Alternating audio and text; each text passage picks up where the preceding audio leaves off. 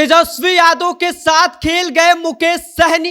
पहले सीटों के लिए मनाया, फिर डिप्टी सीएम के लिए और अब गौरा बौराम के लिए। कोई सोच सकता है क्या कि सिर्फ मुकेश सहनी के कहने पर तेजस्वी यादव ने अपने ही उम्मीदवार को वापस बुला लिया हो? क्या है पूरी खबर और क्या है पूरी सच्चाई, इस बारे में आगे हम आपको सब कुछ विस्तार से बताएंगे।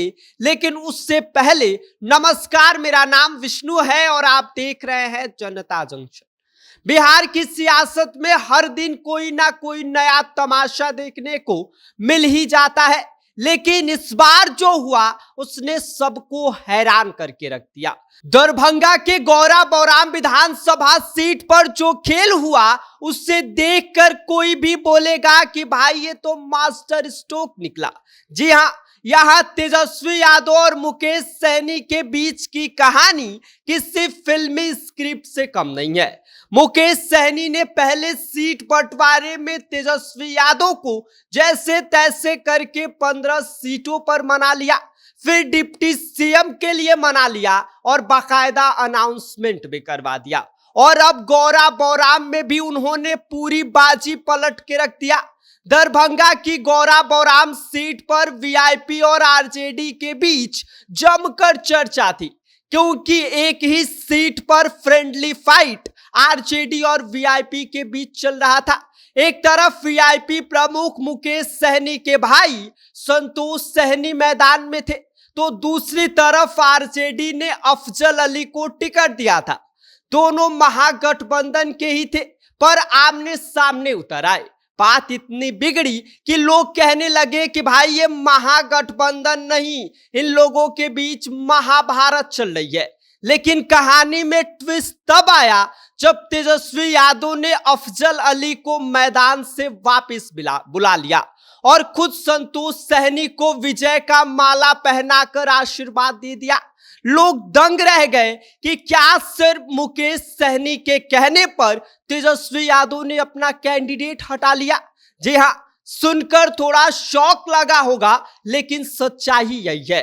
खुद तेजस्वी यादव ने अपने कैंडिडेट को वापस बुलाया और मुकेश सहनी के कैंडिडेट को माला पहनाकर आशीर्वाद दे दिया। साथ ही मुकेश सहनी ने अफजल अली को मनाने के लिए उनको बड़ा ऑफर दे दिया और कहा कि भाई आप सहयोग करिए, हमारी सरकार बनी तो हम आपको एमएलसी बना देंगे। बस अफजल साहब का गुस्सा ठंडा हो गया और उन्होंने संतोष सहनी को आशीर्वाद दे दिया और कहा कि ठीक है, हम उनके लिए अब घूम घूम कर वोट मांगेंगे, हम पीछे हट जाते हैं लेकिन आपको पूरा सपोर्ट देंगे। मुकेश सहनी ने भी मौके पर कहा कि अफजल भाई हमारे परिवार के जैसे हैं, हम मिलकर गौरा बौराम में विकास की गंगा बहाएंगे।